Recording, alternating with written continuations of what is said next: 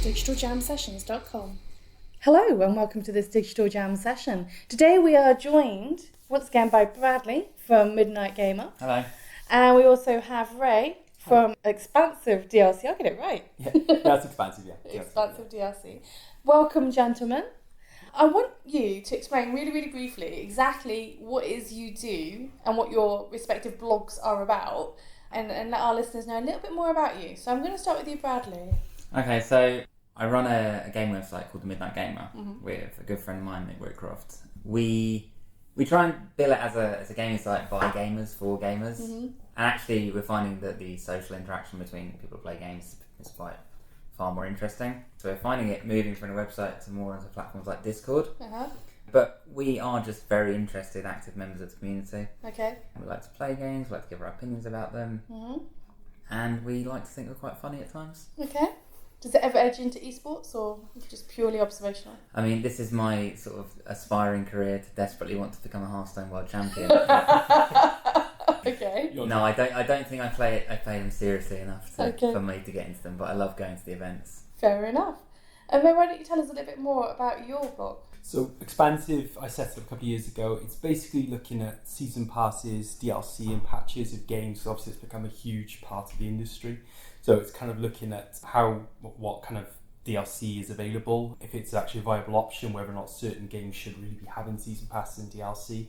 And also just individually reviewing them as well, because you obviously find a lot of sites, they review the games, there's a flat release, but obviously games get patched over time and over months and periods. So it's worth looking at. We tend to revisit a game months down the line to see have things actually been fixed. Is it still interesting? Yeah. What kind of content has been added?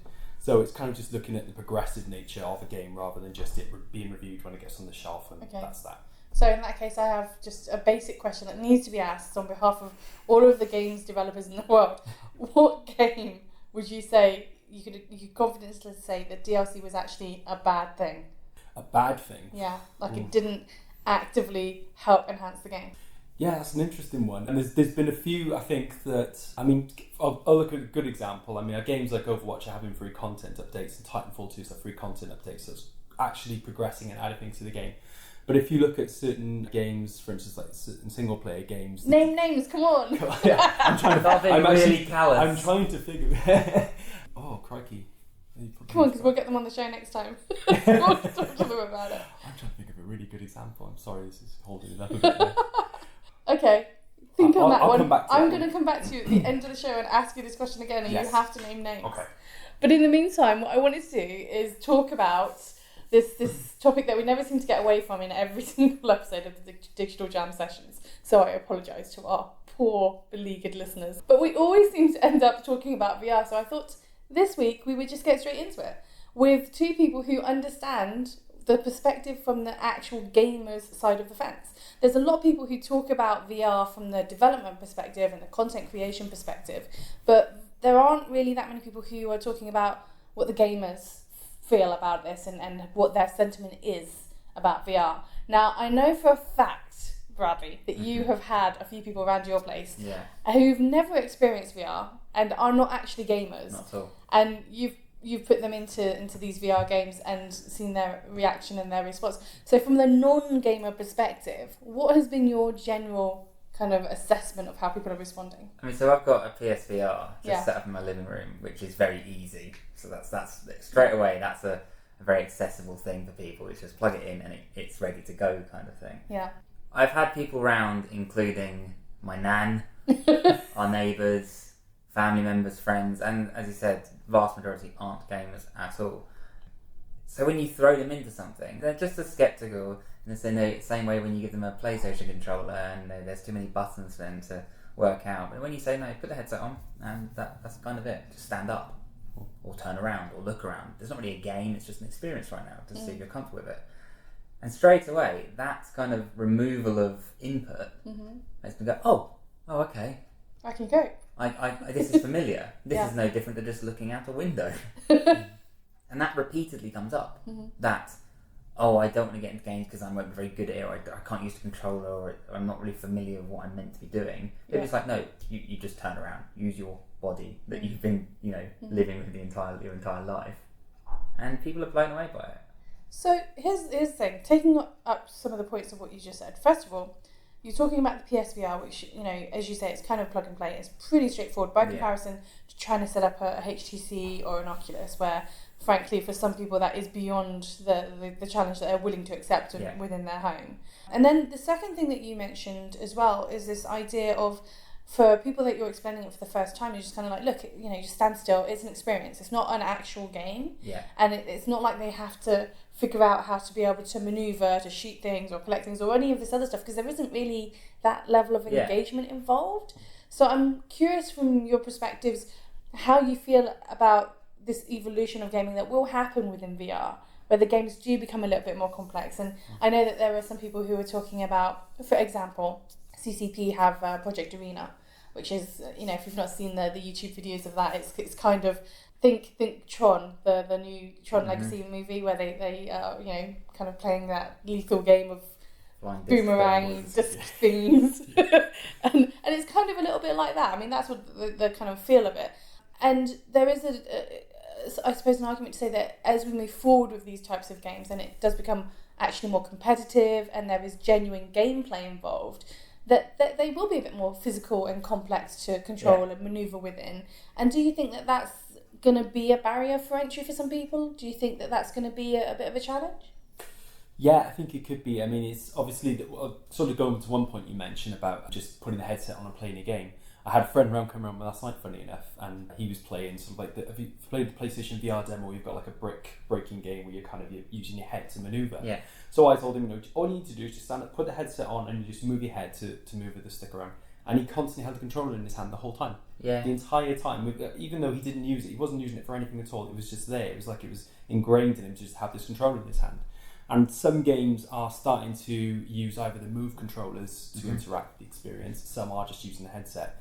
But I think gradually, as long as people get used to the foundation of actually being able to move their head around, look around and see the world in 360, and then gradually start to understand that you can use the controller to maneuver the environment and get used to things, it's going to be tricky because there are games in the market that are doing that already, but I don't think that they're as accessible as they need to be at the moment. I think that they're trying to offer too much. Like, I think people are still getting used to the fact that we've got this massive helmet on their heads and we're still trying to figure out what that means. And they're still trying to give you this controller and do the same thing at the same time. I think that right now the games with limited movement are the ones that actually work better. In the same way that you said people like to hang on to a controller. As playing a game where it's Until Dawn, where you're on a roller coaster and you have to move out the way of these objects. Yeah. And my friend was playing it and he kept getting hit by the objects. And he was like, how do I avoid them? I was like, just move your head. And then suddenly it's like, oh, right, yeah, of course. Because you don't think. But then some people I played my father-in-law in it, and he was playing one of the demos, and I didn't need to tell him anything. He just immediately was like, right, this is real now, so therefore I'm ducking, moving, rolling. Yeah. I put him down the chair. Was he traditionally a gamer though, or not? No. Here's not the at thing. all. I think that's really interesting because I think traditionally, from a gamer's perspective, a lot of gamers, I was going to say us then, I'm not going to classify myself as a hardcore gamer, but a lot of gamers are kind of conditioned into that notion of they can be doing very complex things in their mind, but it's only their thumbs that are really moving. Yes. Versus somebody who doesn't understand gaming and controlling and combination moves and all the rest of that jazz. When they sit down and do something that has been designed to be intuitive for the first time, they are going to move their head. They are going to dodge because that's a natural human reflex. So I wonder if perhaps further down the line, maybe gamers will be at a handicap by comparison to people who don't have that ingrained training, if you like. So even when I pick up even a game VR or not, I immediately think of the game, almost like the structure of it. I'm like, right, I should be able to do this, or the game probably won't let me do something else. So I almost make decisions before I've even tried them. Yeah. Whereas somebody who has no concept that there will be an invisible wall somewhere will just try and walk through it. Yeah. And they'll be like, what's going on here?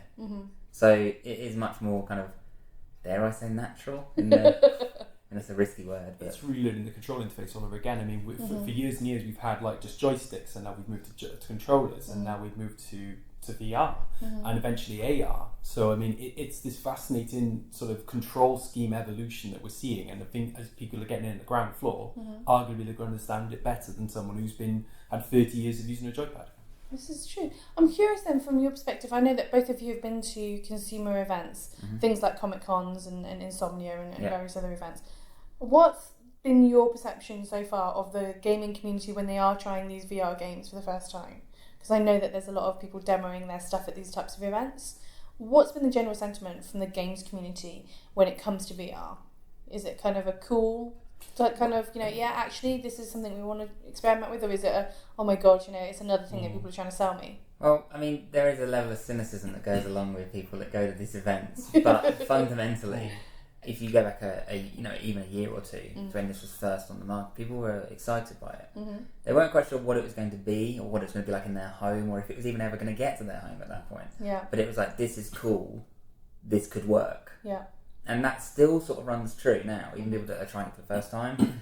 It's not necessarily that, that game I played was fantastic, or the demo was good, but they see the potential in it, which is actually far more exciting than somebody playing an individual game and saying that game was good. They look at it from a more kind of holistic point of view. So looking at it more as a technology play. Yeah. Okay. And I think interestingly as well, because my friend is a gamer and he came around and played last night, I think as a genre, potentially horror is going to see a revitalisation through VR. I mean, I don't know if you've seen Resident Evil 7. Yeah, kind of played it to death already. And I think that in VR, with the headphones in your own living room in the dark, is a whole level of horror that you've never had for a game before, because obviously you've had like the Bioshocks, which have kind of treaded the line a little bit. Yeah. But this is immersion on a whole other level, and I think that is going to make horror the genre potentially that... So there's no way you're convincing me to play Resident Evil in VR. It's never going to happen. I won't go down the rabbit hole of Resident Evil too much. Yeah. Because I mean, the game's fantastic, and in VR it really does work. Yeah. But just to give you some insight, I played it through, and in VR, I played it in VR first time I played it. Yeah. And I played it for about an hour, and was terrified, but actually really enjoyed it. Yeah. I played the same segment out of VR. The hour's worth, and did it in about 11 minutes because I wasn't going what's around the corner. So it changed the game completely. And I think it's a good example of how it actually can work for a big game. Do you feel though that we might be on the edge of traumatizing people with horror in VR? Well, yeah, I mean, it's because it's full of jump scares. I mean, jump scares, people have argued that jump scare isn't really horror. Yeah. But I think with VR it can really work, because you really do feel like someone is getting right into your face. You really feel like when they're going to attack you with something, that it might actually go into you. Yeah. So it really, I mean, obviously your brain is tricked into thinking that you're in this environment, you're in this mansion. And so, you potentially that people could be seriously scared by it. I mean, it's... I've seen people in my house get super, like, I hate going to stereotypes, but people that I wouldn't expect to be scared in the slightest. Yeah. And I put them on I've seen the people kitchen shriek demo. like a girl. The kitchen demo, which actually turned out to be Resident Evil 7's demo. Yeah. People literally ripping the headset off. And even though I told them, I was like, don't grab the headset, grab the handle, because otherwise you'll break it. Yeah. They don't care. Second they make it jump, they don't care. They lose all concept that it's a piece of expensive technology or that they might break it. It's just fear. Yeah. And as much as that's scary for them, it's also just it's just interesting to watch. Yeah. Nothing does this. Yeah, Is this our new version of watching reality TV shows? Is watching people try VR? Well, yeah. Chuckling at them. Yeah. That's why people come around like try to VR. It's great. Yeah, I mean, there's so many great games. I mean, there's another game as well which is kind of hardcore-ish called Rigs, which is basically like a first-person shooter, but you're in mechs. And this is kind of like taking the perspective of bringing multiplayer first-person shooters online using VR, and it does work really well. So, I mean, it does prove as well that while it's also working for horror and potentially making horror an exciting thing all over again, it could potentially also work for other genres as well. I'll say the interesting thing with Rigs as well is because it feels very much like an arena sport when you're playing with these big mechs and you're kind of running around what is essentially a sports field. Sure, it's a futuristic sports field, but it's still a sports field. Yeah.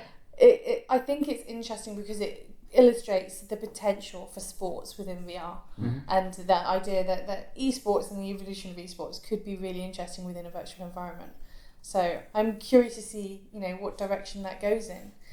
But I am kind of curious because you talk about having tried certain like horror type games and what have you, what is the best experience you've seen so far in VR? What is the thing that, for you personally or for others that you've kind of, had try on the VR, what's the thing that consistently people are just going, oh my goodness, that's completely changed my complete view on how VR can really impact me? I feel, well, interestingly, is for me, you can't get your first experience with VR back, and I think that whatever that might be is probably going to be your real standout moment. For me, it was actually on the PlayStation VR demo. You basically in the shark cage and you're going underwater. And I can swim, but I'm not a very strong swimmer, and I actually only learned to swim a couple of years ago. Okay. So for me, it was just going down deeper and deeper into this ocean, seeing all the jellyfish and seeing crabs and seeing sharks, and actually seeing the underwater sea for the first time, and you just seeing behind you, looking around, and it just wowed me. It absolutely wowed me, even though the graphics aren't spectacular and that you do notice a blur compared to sort of the sharp 4K resolutions. It just wowed me. Really blew me away.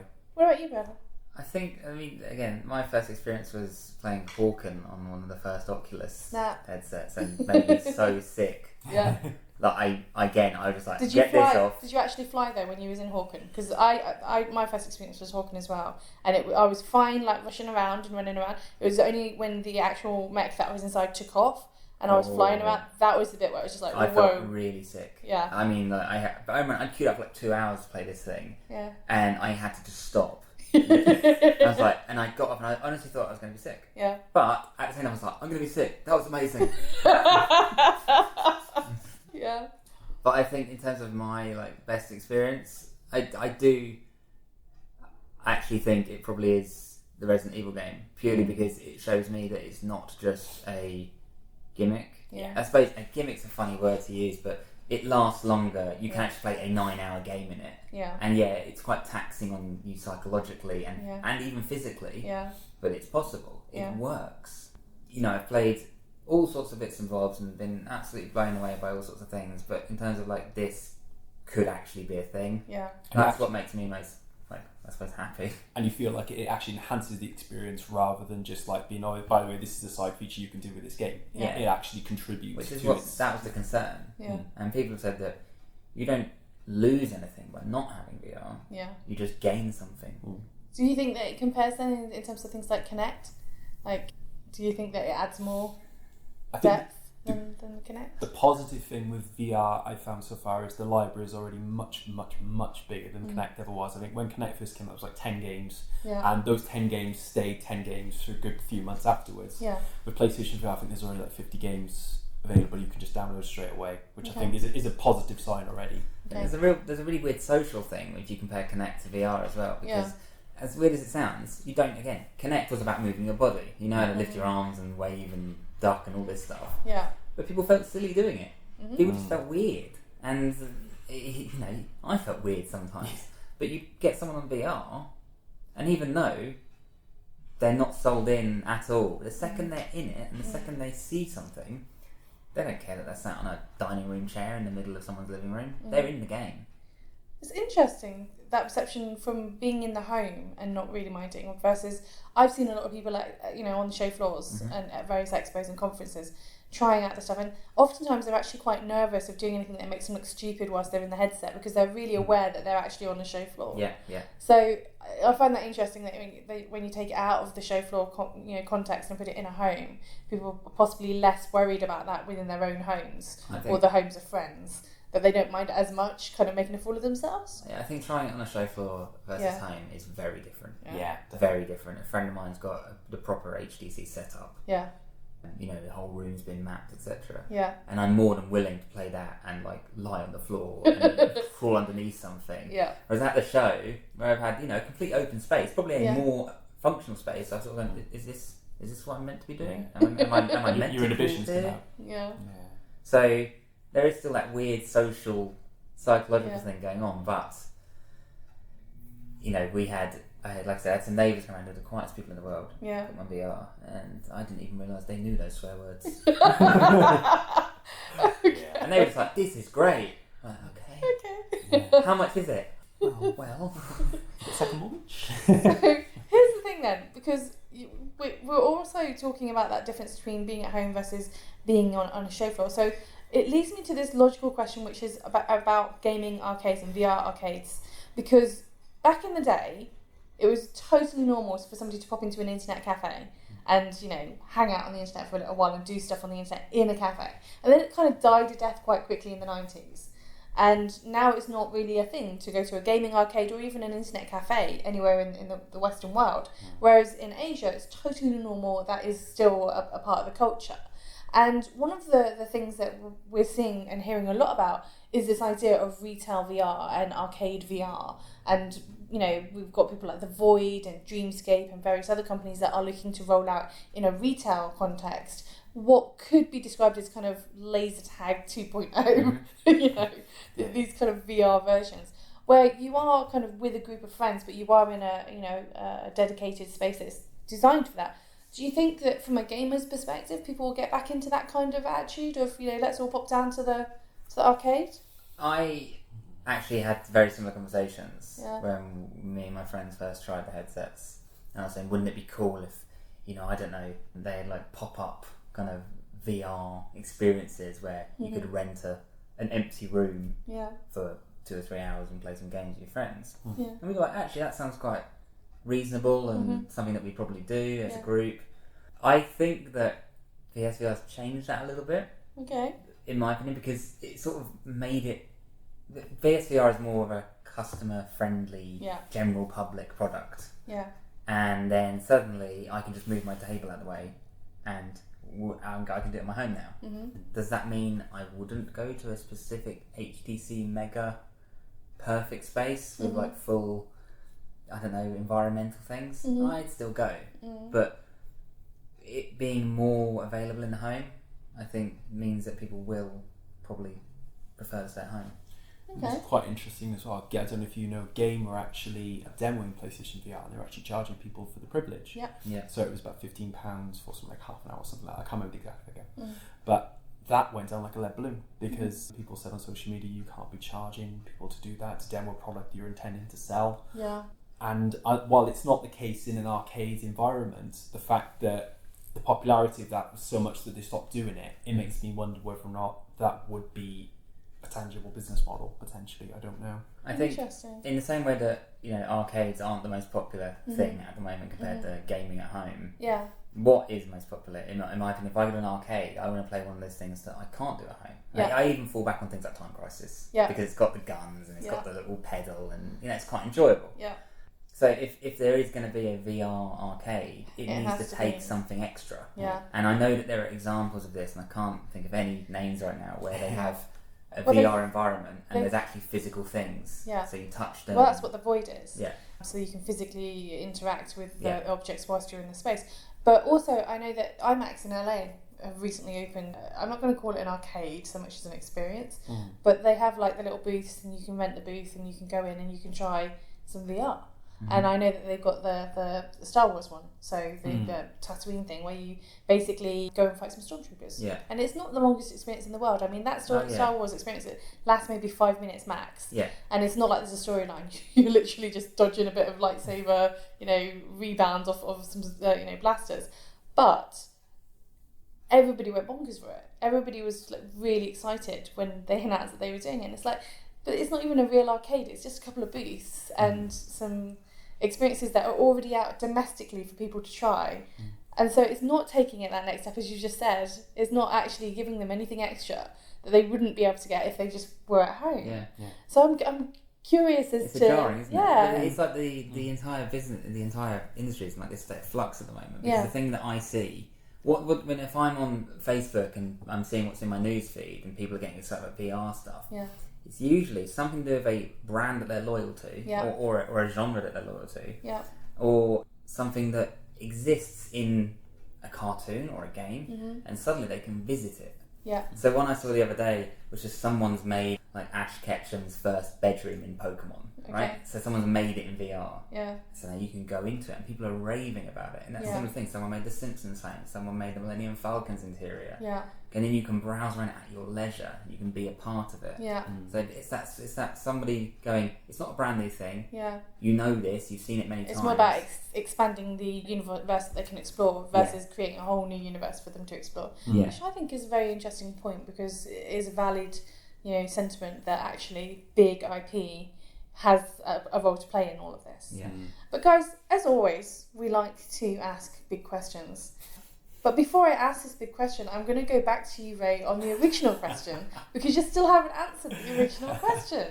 Well, I have thought of a key example of this was with the Elder Scrolls Oblivion, which I think you know where I'm going with this. Exactly what With horse armour. Okay, yes. he went there. I did go there. I mean, I think, to be honest, it was the original DLC, so I think that was where sort of Bethesda, they kind of set the entry bar there, and it was a bit ridiculous, I'm not going to lie. It was one of the first bits of like widely available, widely commercial DLC. Yeah. So no one really knew what they were doing yet. Yeah, so I did go for a bit of a safe answer, admittedly, but I did think, though, the Shivering Isles was a great expansion, which did add to the game, and I thought that was good. So they kind of redeemed themselves a little bit with that.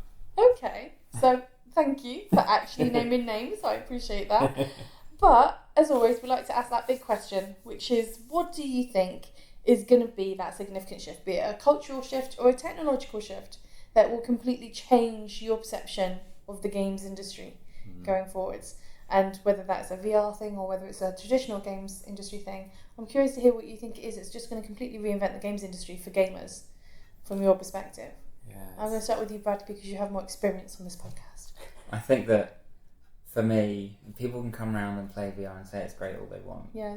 But until there is a more cultural shift in terms of gaming being a more acceptable pastime rather than this thing that just, nerds do, that's still going to be a stumbling block. Okay. These people that have been around and played games and they've absolutely loved it, and they've been like, oh, where can I buy this? Where can I get this? I'm like, well, you can go online, or you can pretty much go into game. That's kind of your only options.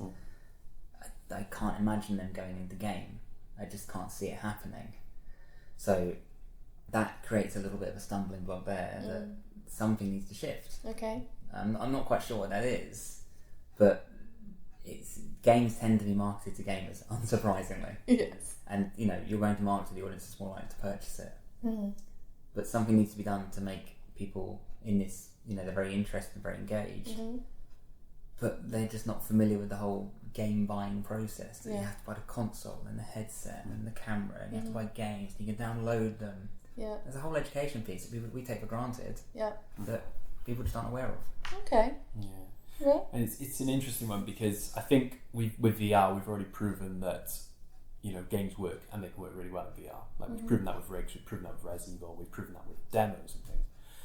I don't think the future's in VR. I think it's in AR, purely because I think we've seen already the likes of Pokemon Go have attracted multi-million downloads. People are already invested in the idea. It's very simple. Download to your phone. It's free, and people get it. And I think with AR, we've seen more with the sort of the larger scope of Microsoft, like setting up Minecraft on your table, being able to tweak and play with things. So I think for me that could be the shift. Where VR is concerned, I think there's a lot of unproven. I think it's going to depend next couple of years who gets involved, what they get involved with, what they do.